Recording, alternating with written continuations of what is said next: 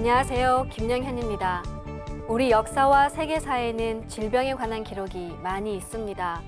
19세기 초중반 유행했던 콜레라는 얼마나 무섭던지 호열자라는 이름이 붙었는데요. 말 그대로 호랑이가 살을 찢는 듯 무섭고 고통스러운 질환이라는 뜻입니다. 콜레라는 본래 인도의 풍토병이었지만 영국을 비롯한 서양 열강이 인도에 발을 들인 이후 전 세계로 퍼졌다고 하는데요.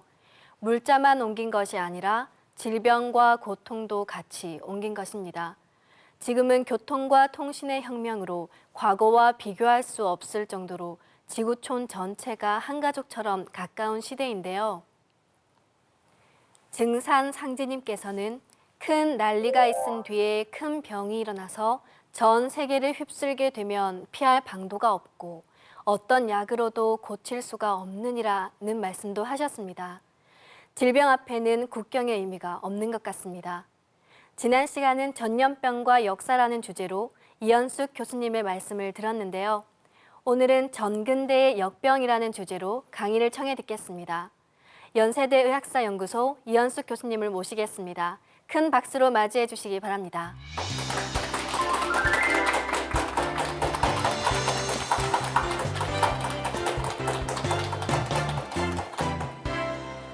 안녕하십니까, 이현숙입니다. 교수님, 전근대의 역병. 오늘 강의를 통해 역사를 이해하는 안목도 넓어질 것 같다는 기대감이 드는데요. 하지만 낯설고 어찌 보면 우리가 무관심했던 주제인 것 같습니다. 오늘 강의에서 특히 경청해야 할 부분이 있다면요? 네, 오늘 강의에서는 지난 강의의 요점과 마찬가지로 역병이라는 키워드를 가지고 한국사를 재조명해 볼 때 새로운 면모를 확인할 수 있다는 것입니다. 전쟁과 역병, 그리고 그 역병에 대한 대응책을 제대로 마련하지 못한 정치 권력, 이러한 키워드를 가지고 오늘 강의를 들으시면 될 것 같습니다. 네, 그럼 교수님 강의를 본격적으로 청해 듣겠습니다. 큰 박수 부탁드립니다.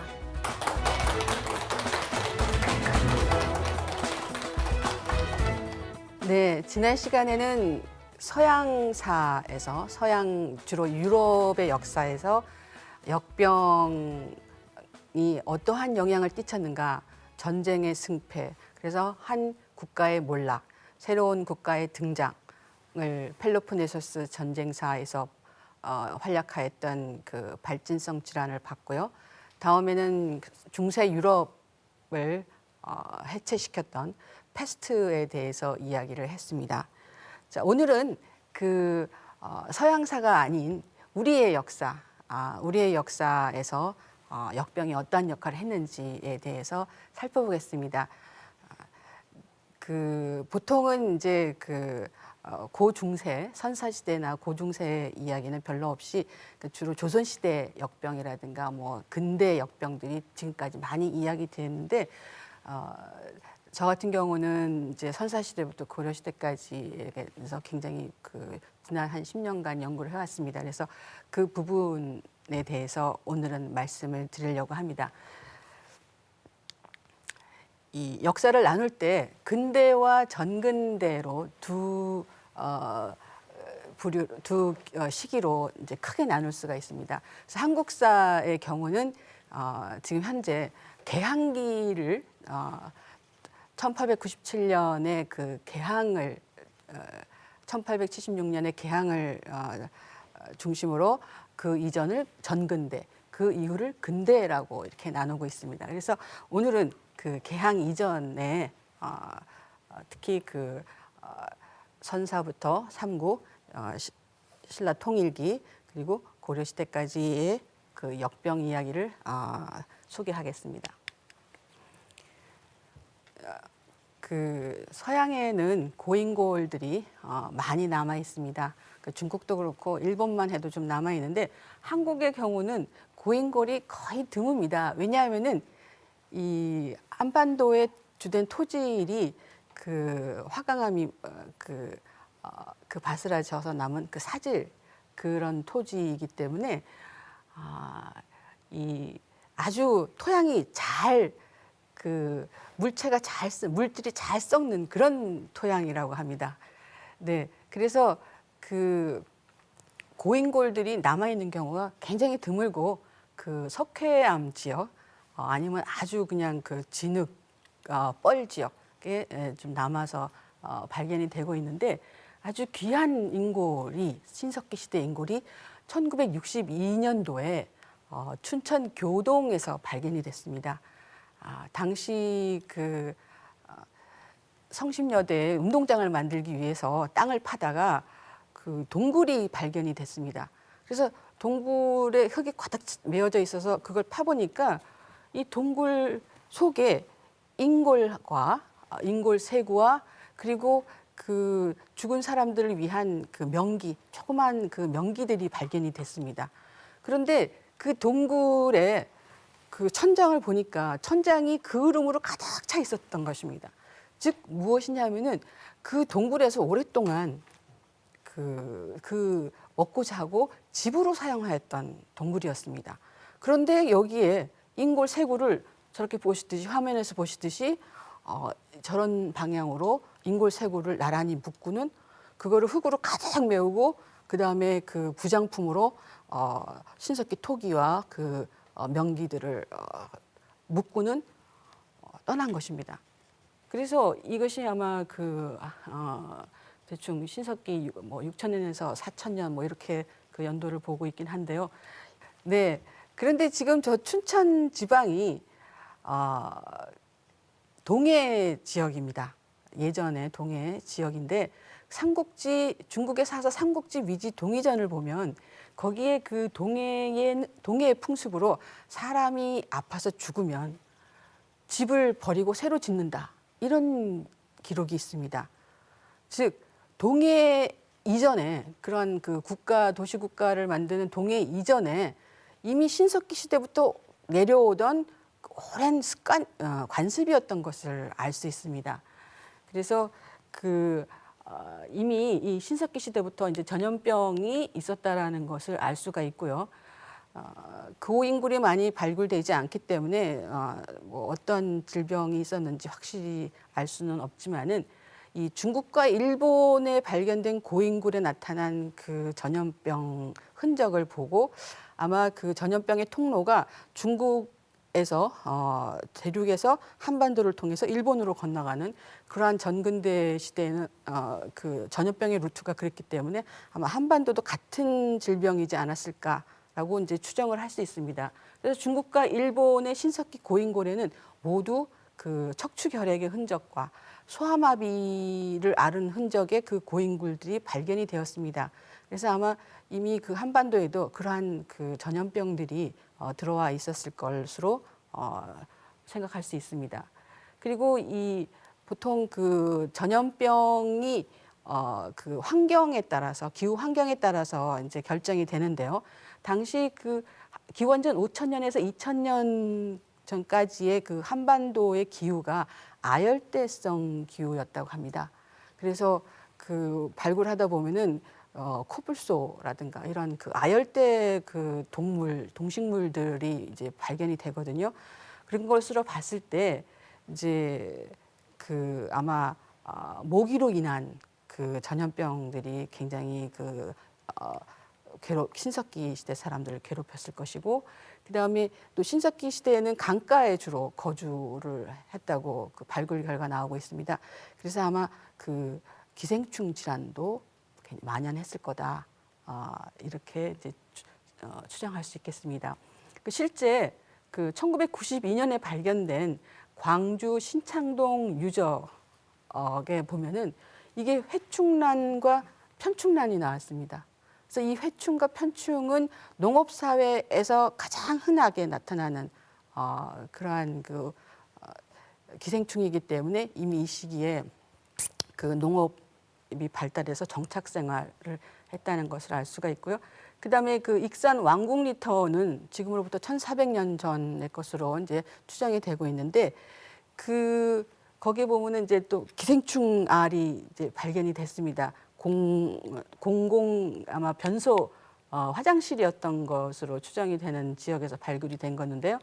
그 현미경으로 본 결과 저기 보이는 게 회충알과 이렇게 빨갛게 이렇게 그 염색한 부분이 회충알과 편충알, 그다음에 간디스토마 그 충란이 발견이 됐다고 합니다. 전염병이라는 거는 이게 그 한국 자체 내에서 생산해내는 것이 아니고 항상 전해져서 내려오는 것입니다. 우리가 또 다른 나라에 전해주기도 하는 거고요.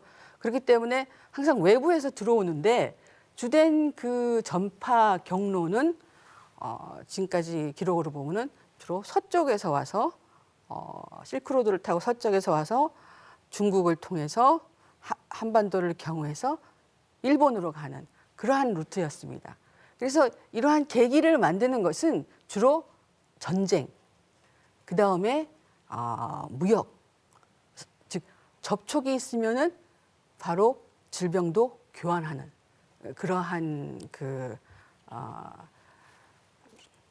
것이 바로 이 전근대 역병의 성격이라고 하겠습니다. 물론 접촉만 한다고 해서 반드시 역병이 생기는 것은 아닙니다.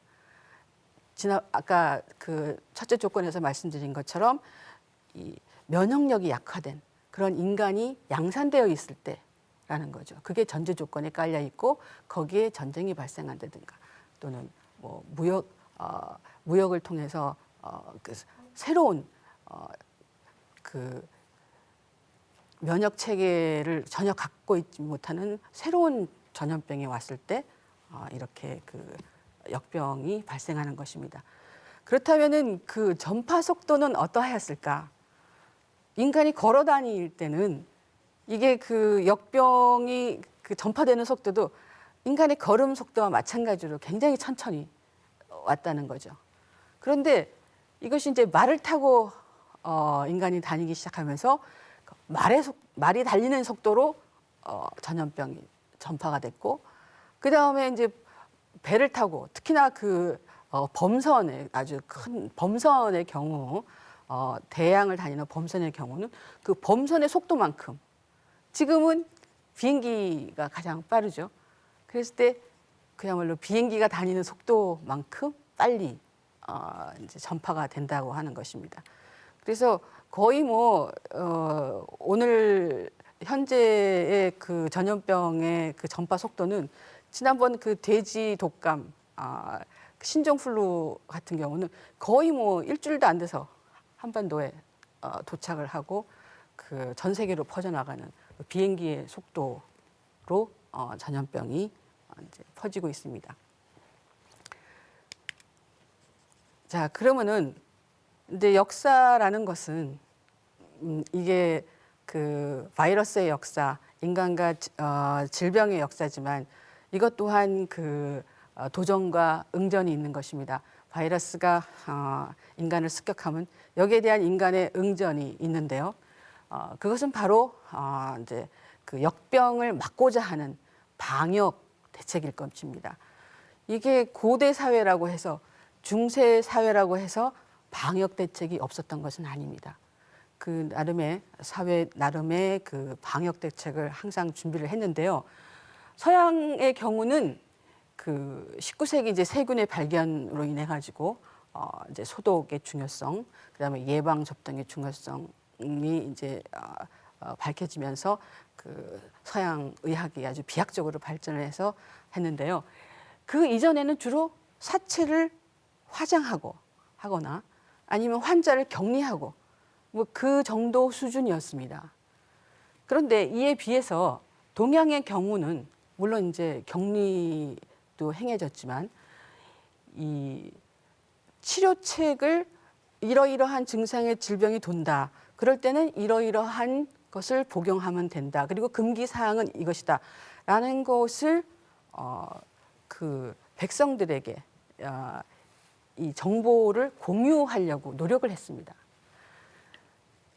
그리고 그 해당하는 치료책에 들어가는 약재를 지방에다가 그 나눠주려고 노력을 했고요. 물론 그 주로 이제 지방에 있는 권력자들에게 주로 이제 배분이 됐겠지만 어쨌든 그 치료책을 전달하려고 했고 약재를 분배를 했고 그다음에 가장 중요한 것이 구휼미를 지급한 것입니다. 사실 이 역병의 제일 첫째 전제 조건이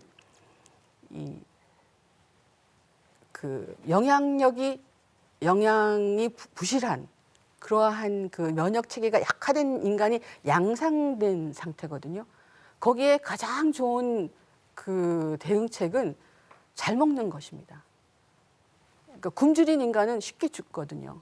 근데 이때 그 구휼미를 나눠줘서 영양을 보충하게 하는 것만큼 사실 효과적인 그 대응책은 없었을 겁니다. 그래서 구휼에 굉장히 치중을 했다는 점은 동양 중세 국가의 대응책으로 굉장히 그 중요했고요. 그 다음에 이 오늘날로 봤을 때는 굉장히 그 비과학적 그리고 비합리적 더 나아가서는 굉장히 미신적일 것 같은 그 종교 제례를 굉장히 그 아주 그 국가가 공을 많이 들였는데요.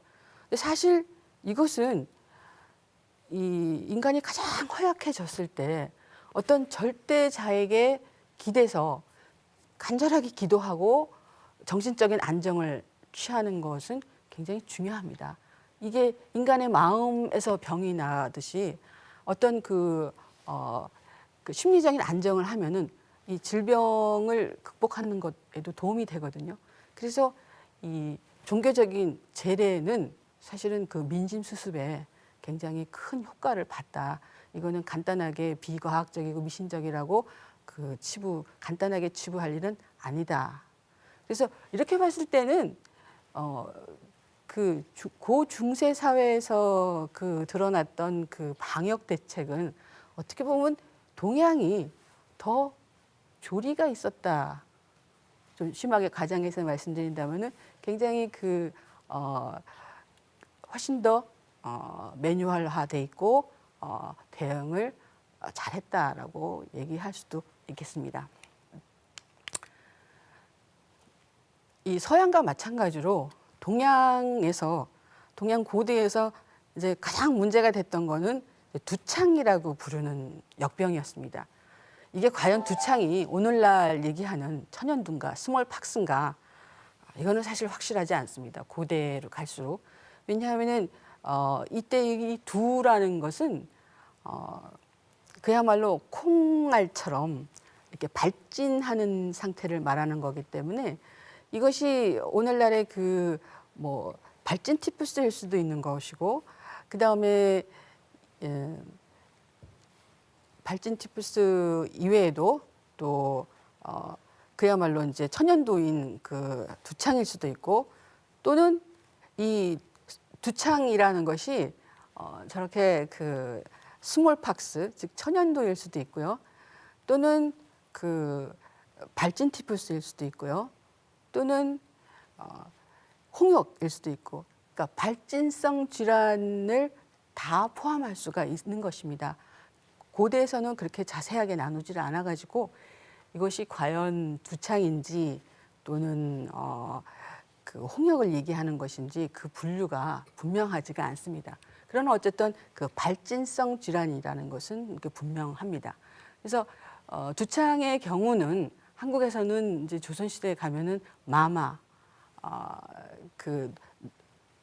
그야말로 이 절대적인 지존을 얘기하는 상감마마, 뭐 공주마마 할 때 그 마마 높이는 말이고요.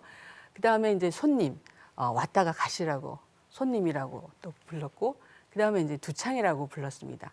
근데 일본의 경우는 천연두라고 불렀고요. 그 이전에는 완두창이라고 불렀고요. 여러 가지 이름을 가지고 있습니다. 그런데 중국의 경우는 이거를 명청시대에 와서는 천화라고 이렇게 부릅니다. 그 하늘의 꽃처럼 이렇게 온몸에 확 돋는다고 해가지고 천화라고 이제 이렇게 불렀는데 이게 이제 그 근대 의학의 발달로 그 세균이 바리올라 바이러스라는 것이 이제 밝혀졌습니다. 바로 이렇게 생긴 그 모습입니다. 바리올라 바이러스가요. 자, 그 이전까지만 해도 이것이 이제 세균에 의한 것이라고는 이제 동양의학에서는 알지 못했고, 단지 이것이 그 외부로부터 오는 나쁜 기운, 사악한 기운, 사기에 감염이 됐다.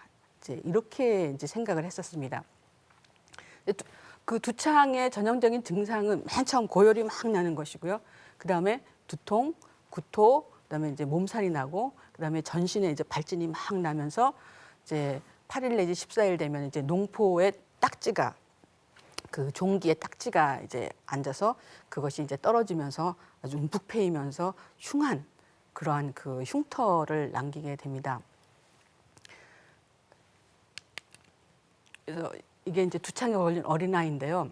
지금 전신에 이 발진이 농포가 생긴 상태입니다. 그리고 입 안에까지, 모든 입 안에까지 다, 혓바닥까지 다 이게 농포가 생깁니다. 근데 이 그 농포의 크기가 굉장히 크죠. 그래서 그 콩만하다, 완두콩만하다 그래가지고 두창이라고 이제 이름을 한 것입니다. 이게 그 동양에서는 지금 그 저런 미이라, 두창에 걸린 미이라가 발견되지 않았는데, 그 이집트 람세스 5세의 미이라에 이 농포가 지금 보이십니까? 여기 얼굴 보면 이렇게 동글동글하게 지금 보입니다. 저분이 그 농포가 생긴 상태에서 죽은 거예요. 그래서 그 상태로 그대로 말렸기 때문에 그 피부에 그 농포가 생긴 거를 지금 볼 수가 있습니다. 보면 눈 주위에도 좀 이렇게 그 발진이 된 거를 알 수가 있습니다. 그래서 이미 5,000년 전에 그 이집트에 두창이 있었구나라는 거를 알 수가 있습니다. 그래서 굉장히 오래된 질병입니다. 자, 그렇다면은 언제 한반도에 두창이 들어왔을까? 그리고 어떠한 영향을 미쳤을까? 이제 이런 것들을 이제 생각해 볼 수가 있겠는데요. 이 동아시아에서 두창은 아마 인도에서부터 왔을 거라고 지금 그렇게 추측하고 있습니다. 그래서 그 중국에 유입된 시기는 아마도 위진남북조 시기가 아닐까 지금 이렇게 추정을 하고 있습니다. 왜냐하면은 그 가롱이라는 사람이 주후 비급방을 이란 책을 썼는데요. 네, 이거는 뭐 지금 상상도, 가롱의 상상도입니다. 이분이 이제 3세기, 4세기 중엽의 인물인데, 그 지금 나와 있는 저 주후 비급방은 사실은 그 후대에 가필이 많이 들어가 있습니다. 지금 저분이 위진남북 진대 분인데, 진나라 사람인데, 그 남조 북조뿐만이 아니고 현재 그 당나라 때 의학서도 저기 들어가 있습니다. 그래서 이게 어떤 게 원문이고 어떤 게 이 그 가롱이 쓴 원문이고 어떤 게 후대에 이렇게 찬집해 있는 건지 이게 확실하지가 않은 경우가 있습니다. 그래서 근데 여기에 보면은 이 가롱이 가롱의 주후 비급방에 건무연간에 건무 중에 남양을 쳤을 때 포로에서 얻은 것이라 하여 로창이라고 부른다. 포로에서 나오는 창이다. 이렇게 얘기하는데, 이 남양이라는 것에 이제 학설이 굉장히 여러 가지 이제 학설이 분분한데, 뭐 베트남이라고 하는 곳도 있고요. 뭐 여러 가지 학설이 있습니다. 어쨌든 그 건무연간에 그 굉장히 그 중국 남부를 공격하였을 때 그 포로가 이 질병을 앓았다. 그래서 이 포로 때문에 중국 본토로 이제 이 역병이 확산됐다라는 이제 그런 이야기입니다. 그래서 그 가롱이 제시한 치료법은 바로 이겁니다. 아욱을 삶아서 마늘로 양념해서 먹으면 곧 낫는다. 사실 이거는 거의 뭐 약이라기보다도 음식의 수준입니다. 역병이라고 할 수 있겠습니다. 그러니까 그만큼 그 새로운 역병이어가지고 이거를 어떤 약재를 어떻게 대처해야 될지, 그리고 이게 일반민들도 다 같이 사용할 수 있는 손쉬운 약재여야 하기 때문에 아마 이러한 그 처방을 낸 것 같습니다. 그 중국의 경우는 여러분이 위진 남북조 시대가 총 하면은 350년이 좀 넘습니다. 그리고 그 남조 북조가 왕조가 뭐 수시로 그냥 바뀌게 됩니다. 그래서 어떤 왕조는 30년, 45년 만에 이렇게 망합니다. 그래서 왜 이렇게 통일된 왕조가 안 되고 한 왕조가 섰으면은 몇십 년 못 가고 또 망해서 새로운 왕조가 쓰고 왜 이렇게 끊임없이 왕조가 교체되면서 통일이 못 되는가 했을 때는 350년간 그 두 창이 유행을 했기 때문에 그 아즈텍인처럼 이렇게 그 수많은 사상자가 나서 이 중앙 집권적인 국가를 오래 그 유지를 할 수가 없었기 때문이 아닌가 하고 저는 생각하고 있습니다. 네, 한반도에 이런 중국의 역병이 언제 들어왔을까 했을 때 불교 전례와 아주 밀접한 관련이 있다고 생각합니다. 역사상 새로운 종교가 들어올 때는 항상 그 지역에 그 역병이 치상한 곳이라든가 또는 새로운 종교로 인해서 역으로 역병이 발생하든가 이러한 경우가 많았습니다. 실제 기독교가 발생하였던 그 유대교의 본거지 그 팔레스타인 지역이 원래 그 전염병의 보고였다고 합니다. 그 지역에 굉장히 그 역병이 치상할 때 기독교가 발생을 했다고 합니다. 이와 마찬가지로 377년에 고구려에서 아주 대역병이 발생을 합니다. 그래서 어떤 역병인지는 모르겠지만 대역병이 발생을 하는데 이것은 375년 그 고구려가 중국의 그 승려를 맞이하여 그 초문사와 이불란사를 건립한 것과 밀접한 관련이 있다고 생각합니다.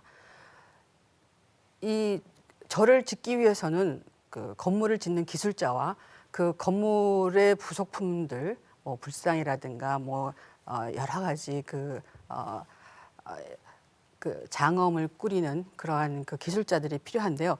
그 기술자들은 대부분 다 중국에서 직접 왔을 것입니다.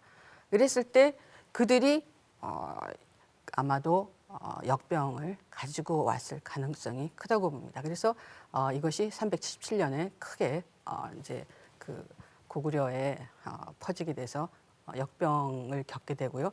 그 다음에 이와 마찬가지로 이러한 그 사례를 일본에서도 알 수가 있습니다. 584년 백제 위덕왕이 그 일본 외에게 불상 항구와 미륵상 항구를 보냅니다.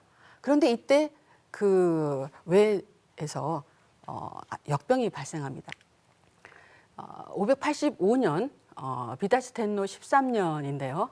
이 3월 정사일 초하루 기록에 보면은 일본 서기 권 20의 기록에 보면은 이때 텐노와 대련이 갑자기 두창에 걸렸다. 그래서 두창으로 죽는 자가 나라 안에 넘쳤고 그 창을 앓는 자가 몸이 타고 매맞고 부서지는 것 같다라고 말하면서 울부짖으면 죽어갔다는 거죠. 그러니까 그만큼 엄청난 고열과 그 극심한 고통이 있었고 노인도 젊은이도 몰래 서로 이야기하며 이것은 불상을 태운 죄이다. 이제 이렇게 기록이 남아 있습니다. 이게 무슨 얘기인가 하면은 당시 일본은 이 권력을 잡고 있는 친백제계 소가 가문과 그리고 모노노베 가문이 대립하고 있었습니다. 그래서 소가 가문은 그 백제에서 불교를 받아들이는 것을 적극 찬성해서 이제 불상을 들여오고 이제 그 백제 왕가와 아주 밀접한 관계를 맺고 있는데 모노노베 가문은 소가 가문의 정적으로서 이 불교 수용을 반대하고 그 비다치 텐노하고 함께 그 백제에서 가지고 온 불상을 불태우고 강내에 버리고 이런 행위를 하였습니다. 그런데 이때 그 두창이 발생을 했는데 소가 가문은 사망자가 거의 없는데 이 모노노베 가문은 사망자가 굉장히 많았습니다. 그래서 그야말로 텐노도 사망을 했고요.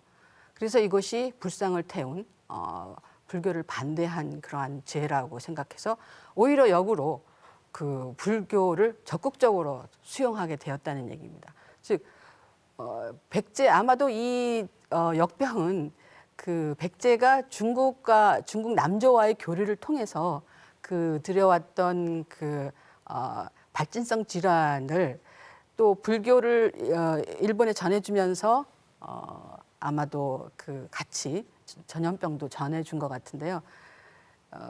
여기에 대해서 다르게 생각하면은 역병 새로운 종교와 함께 역병이 들어오면은 그 종교를 더 반대해야 되는 것이 아니냐라고 생각하지만 사실은 그 종교 그 새로 들어온 종교에는 이미 그 두창에 대한 경험을 가지고 있었기 때문에 즉 이 불교에는 불교의학이라고 있습니다. 이 불교의학은 인도의학에서 출발을 한 것입니다. 근데 인도는 두창의 나라거든요. 그러니까 두창에 대한 풍부한 경험을 가지고 있기 때문에 그 불교의학 내부에서는 거기에 대해서 어떻게 대응하는지에 대한 또 이야기도 가지고 있었습니다. 그리고 이것이 중국을 거쳐서 왔기 때문에 중국 의학까지도 첨가해가지고 그러니까 중국식 불교의학이 함께 들어온 것입니다. 그래서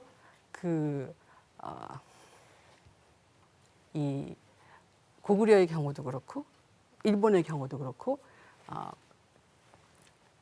외래 종교인 불교를 수용하는데 역병이 치상하면서 오히려 이 새로운 종교를 적극적으로 받아들이는 계기가 되었다고 할 수 있습니다. 그래서 그 역병이 어떻게 그 전파되었을까? 아까 제가 말씀드렸지만은 그 5세기 말 6세기 초에 백제에 유독 역병 기사가 많습니다. 삼국사기에 보면은 이 시기에 역병 기사가 아주 몰려 있습니다. 그래서 499년 같은 경우는 백성이 굶주려 서로 잡아먹었다라는 그 식인의 기록까지 나와 있습니다. 그래서 마치 그것이 크게 그 가뭄과 연관되고 기근과 연관되는 것 같지만 지난번에 말씀드린 것처럼 이러한 그 왕권이 그렇게 강하지 못할 때는 이 역병 발생을 마치 기근 때문에 라고 이제 그 우회적으로 서술하는 경우가 많습니다. 그래서 이 시기도 그 역병과 관계된 쓸 가능성이 많고요. 그렇다면 역병의 정체는 무엇이냐? 오늘날 얘기하는 스몰팍스 천연두냐? 그렇게는 뭐 확답은 못하겠지만 어쨌든 발진성 질환이었을 가능성은 높습니다. 왜냐하면 일본에 간 그 역병이 이제 몸에 발진이 나고 콩할 만한 그 농포가 나고 하는 이야기로 봐서 발진성 질환이었을 것입니다. 그리고 이 역병은 바로 그 중국에서 특히나 그 남조에서 왔을 거라고 봅니다. 왜냐하면은 이 420년부터 460년까지 그 남조 수도 남경을 중심으로 역병이 아주 집중적으로 그 발생하고 있습니다. 그래서 그 송서 남조의 송나라의 그 역사서에 보면은 그 효열전에 오규라는 사람의 경우는 부모와 형의 가족을 포함한 그 친척 13명이 몰살을 합니다. 그리고 범법선 같은 사람은 부모 형제 7사람이 한꺼번에 사망해서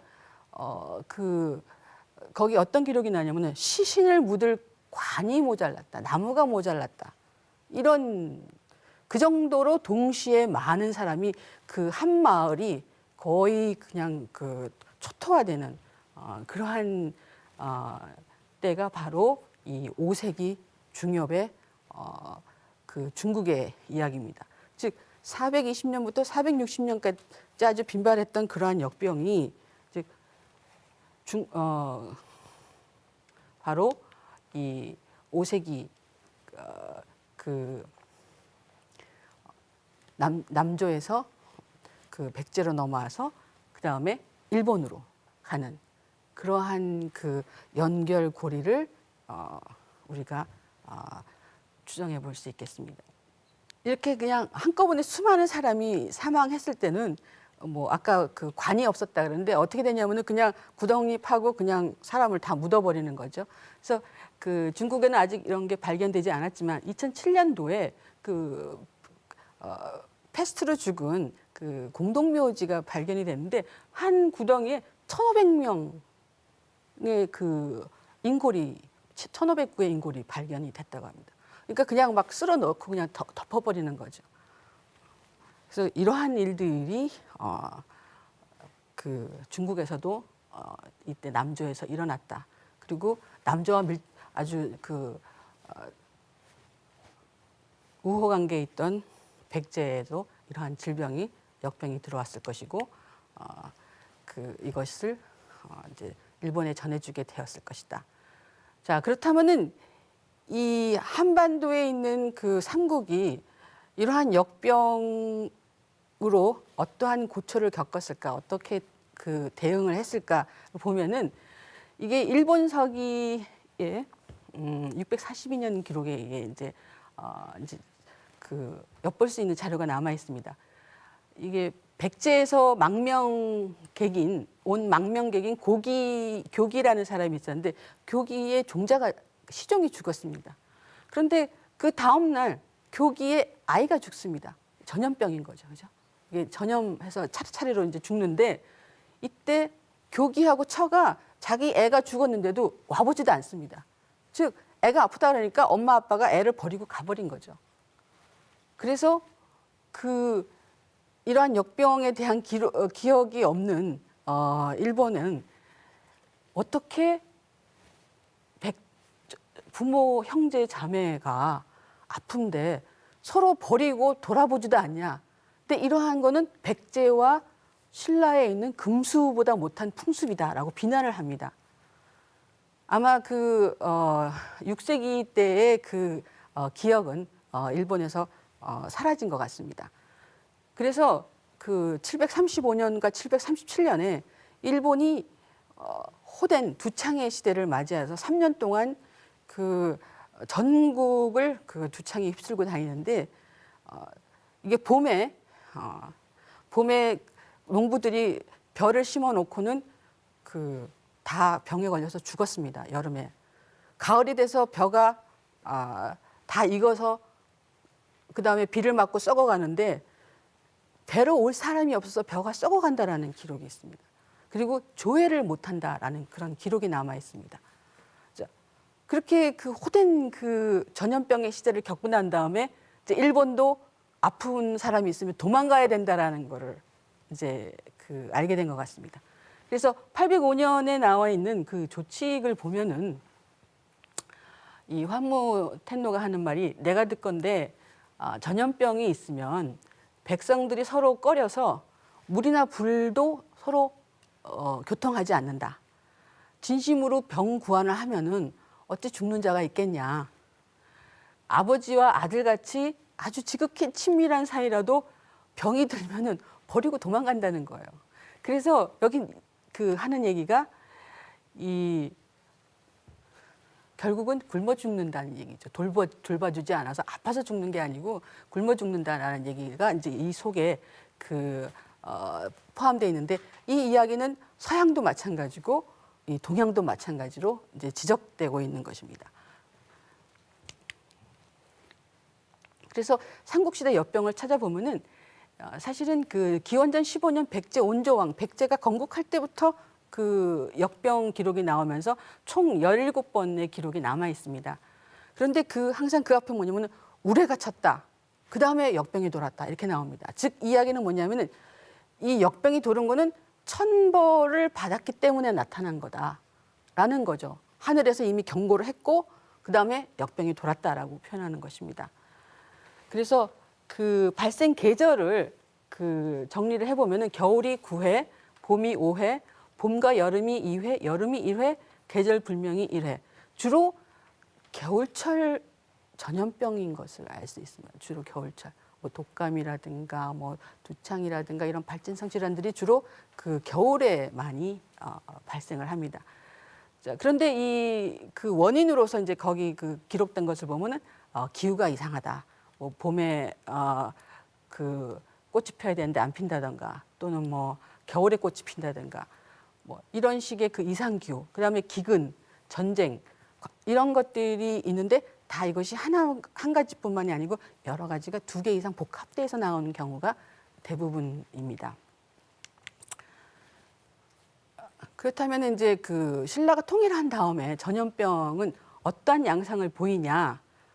그랬을 때 그 신라 성덕왕이 즉위한 702년부터 헌강왕 때까지 그 신라가 당나라에 보낸 공식 사절단 기록을 정리를 해오는 총 128회입니다. 즉 뭐냐면은 공식 사절단만 1년 반마다 한 번씩 갔다라는 거죠. 즉 우리가 그 미국에 1년 반마다 대규모 공식 사절단을 계속 보낸다고 생각해 보십시오. 그러면은 1년 반마다 그 공식 사절단에 가면은 사무역은 굉장히 빈번했다는 얘기인 거죠. 그러니까 거의 뭐 빈번하게 당나라와 교통하고 살았는데, 그래서 그 중국에서 유행하던 역병의 대부분은 곧바로 신라에 왔을 거라고 할 수 있습니다. 그렇다면 전염병의 그 전파 속도라는 게 그 이제 교통수단과 그에 비례한다고 제가 말씀드렸는데요. 847년 그 일본 승려 앤니인이 그 입당 구법 순례기에 쓴 걸 보면은 자기가 9월 2일 정오에 그 산동반도에 있는 등주를 출발을 했는데 다음 날 날이 밝을 때 보니까 신라 산이 보인다는 거예요. 신라 그 섬이 보인다. 그러니까 하루 만에 신라의 섬을 볼 수 있을 정도로 굉장히 가깝다라는 거죠. 물론 이제 그 근해를 항해해서 본토에 가는 데는 이제 상당한 기간이 걸리죠. 그래서 대충 계산을 해봤을 때 신라 서해안까지 중국의 등주에서는 아마 일주일 내지 열흘이면은 도착할 수 있었을 거다. 빠른 배로. 그리고 고려 시대의 기록을 보면은 1122년 5월 28일 날 출발했던 그 중국 명주에서 출발했던 송나라 사신 서긍이 6월 6일 날 그 군산도에 그 도착하고 있습니다. 그러니까 굉장히 그야말로 뭐 한 열흘 정도면은 충분히 중국에서 한반도까지 오는, 그래서 그 열흘 정도면 중국에 유행하던 전염병이 그 한반도에 도달할 수 있을 만큼 그 교통이 발달하여 있었다라는 것을 알 수 있습니다. 자, 그렇다면 역병에 대해서 어떤 그 대응책을 했을까 했을 때 이 치료법을 개발해서 이거를 이제 백성들에게 알리려고 노력을 했고, 그 다음에 이제 사실 그 당시는 동양이나 서양이나 그 전염병에 대해서는 그 뾰족한 무슨 그 좋은 치료책이라는 것은 사실 없었습니다. 그랬을 때 이제 그 마음을 위안을 삼는 그런 기도처를 제공하기 위해서 약사열애상을 굉장히 전국 각처에 만들고 있습니다. 큰 규모의 그 약사불도 만들고, 그다음에 그 석불이나 뭐 철불도 만들고 해서 이 약사열애상이 8세기, 9세기 아주 집중적으로 만들어져서 지금까지 남아 있습니다. 그다음에 이제 국가적인 제례를 아주 대대적으로 이제 지내게 되고요. 그다음에 이제 지방으로 약재를 이제 나누어주는 그런 공급이 이루어지고 이제 구휼미를 나눠주게 됩니다. 자, 이런 것은 사실 그 중국이나 당나라나 뭐 신라나 일본이나 거의 같은 형태의 대응책을 보이고 있습니다. 그래서 지금 남아 있는 자료를 보면은 어떤 식으로 그 의료 정보를 지방에게 나눠줬냐 하는 것은 그 735년 일본의 전향료가 그 두창이 유행했을 때 그 치료법을 갖다가 정리해가지고 그 각 지방에 있는 지방 정부에 나눠준 그 자료를 보면 알 수 있습니다. 여기 보면은 그 상한, 즉 지금 유행하고 있는 것을 상한이라고 이제 보고요. 그래서 이거를 금지해야 될 금기에 관해서 계속 얘기를 합니다. 뭘 하지 마라, 뭐 물 마시지 마라, 음식을 많이 먹지 말고 기름진 거 먹지 말고 그다음에 이 어류, 일본은 이제 그 고기를 물고기를 많이 먹으니까 생선을 먹지 말고 그다음에 오신채 그 마늘이나 뭐 파 이런 거 아주 강한 이런 거를 먹지 말라. 그다음에 여러 가지 먹지 말라는 그런 금기를 얘기를 하고 그다음에 어떤 방법으로 이 완두창 아주 그 지금 그 두창을 치료할 것인가 할 때 대황을 끓여서 먹어라. 그다음에 청목향을 먹어라. 그다음에 그 호미를 종기 위에 발라라. 그다음에 황련을 끓여서 먹어라. 뭐 하여튼 다양한 그런 그 이야기 그 치료책을 제시하고 있습니다. 그다음에 이제 완두창이 사라진데 이제 움푹한 뭐 아주 보기 흉한 흉터가 남는데요. 이 흉터를 어떻게 할 것인가에 대해서 황토 가루를 바른다. 그다음에 그 맷동으로 만든 흙과 돼지 기름을 섞어서 그 위에 바르고 뭐 여러 가지 그 이러이러한 것을 발라서 흉터를 줄이는 방법을 제시하고 있습니다. 그런데 이 처방은 모두 다 그 7세기 초에 만들어진 당나라 의학서 청금방에 있는 것들을 정리한 것입니다. 그래서 이 그 의료 관료들이 중국에서 이미 그 경험하였던 두창 경험방들을 정리해가지고 자기들이 그 방문만 정리해서 이제 그 대신들과 지방에 있는 지방 정부에 나눠서 그 정보를 공유해서 대응하도록 이렇게 하고 있습니다. 근데 이러한 것은 동양 삼국이 거의 같은 매뉴얼로 이루어졌을 걸로 지금 보고 있습니다. 자, 그렇다면은 이 두창이 아무리 그 치명적인 전염병이라고 해도 이것이 계속 주기적으로 주기적으로 반복을 하다 보면은 결국은 이제 이 인간과 공생관계에 이제 이르게 됩니다. 제일 바람직한 관계인데요.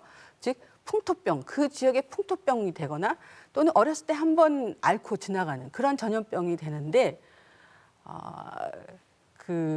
언제 그렇다면 두창이 그 소아 전염병화 됐을까라고 했을 때는 우리가 그 고려 13세기에 만들어진 향약 구급방에 보면은 이 소아 두창 이야기가 나옵니다. 자, 여기 보면은 이 어린아이에게 완두창이 생기려고 하거나 이미 푹 꺼져 가라앉아 있을 때 뭐 돼지피를 병에 담아서 증발시킨 다음에 이거를 그 술에 타서 먹이면 낫는다. 굉장히 그 간단한 약재, 향약 구급방이라는 게 주위에서 볼 수 있는 간단한 거를 가지고 손쉽게 아무나 할 수 있는 그런 그 처방들을 한 거거든요. 안압지 목가는 안압지 준설공사에서 발견이 되었는데요. 그 중에 약재를 쓴 목간들이 다수 발견이 되었습니다. 근데 거기에는 735년 그 일본의 전향료에서 제시하였던 두창의 그 대비책으로 제시하였던 약재와 동일한 약재의 그 명칭들이 많이 나타났습니다. 그래서 신라 사회도 굉장히 두창으로 고통받고 있었던 사회인 것을 짐작할 수 있겠습니다.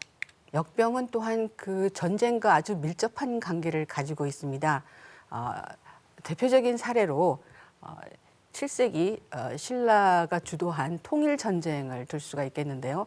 통일전쟁은 666년부터 676년에 이르기까지 아주 장기간에 걸쳐서 일어났습니다.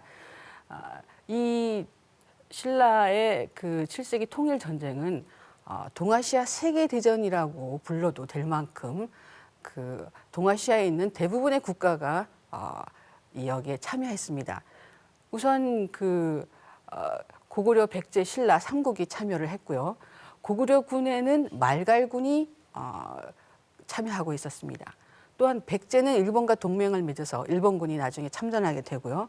그리고 당나라 군대에는 그 돌궐군의 현재 그 터키인 돌궐군의 용병들이 다수 있었고요.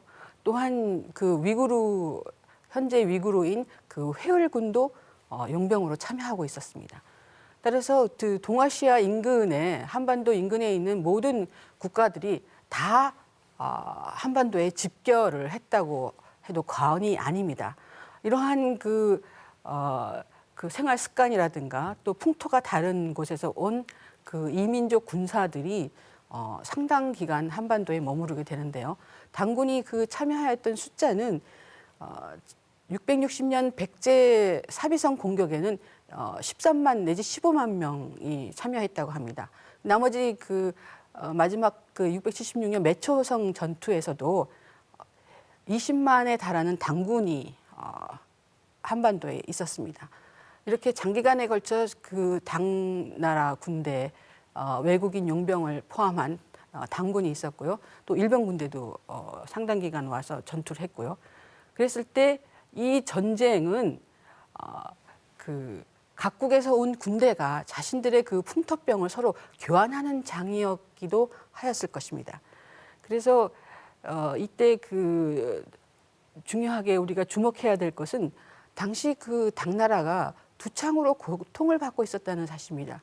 그래서 654년부터 그 3년에 걸쳐서 그 전국적으로 그 두창이 유행하고 있었다는 기록이 있는데, 그렇다면 660년에 그 한반도에 왔던 당군은 두창으로부터 절대로 자유롭지 못했을 것입니다. 그래서 아마도 이 전쟁이 두창이 한반도에 본격적으로 그 전파되는 그러한 그 계기가 되었다고 볼 수 있겠습니다.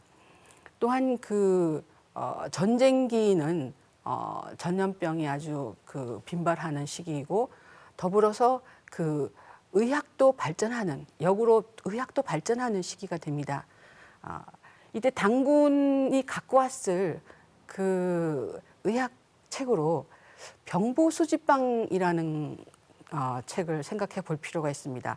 이 병보수지방은 당나라 병부에서 각종 그 처방들을 모아서 이렇게 휴대하기 간편하게 만들어서 그 정군에 나눠주었던 의학서였는데요. 아마도 당나라 군의관이 만들었을 거로 봅니다.